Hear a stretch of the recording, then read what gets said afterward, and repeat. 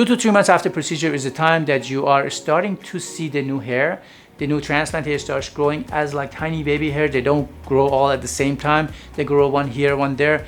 And you see every day that you see yourself in the mirror, you see some improvement. So it's very exciting.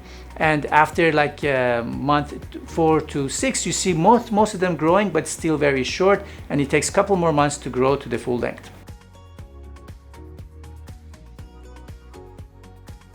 Month 4 to 6 after hair transplant, you expect to see all of the hair almost out, but they're still short. They keep growing. You should be able to start grooming and styling your hair.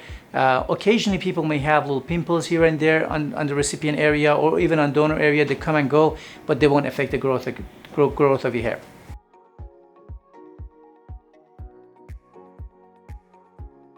Month 6 to 12 after procedure is the time that every hair is grown. You see a few centimeters hair, and then they keep growing. At month 12, which is toward the end of the time that we see the full results, so you see long hair, you can comb it and style it the way you want.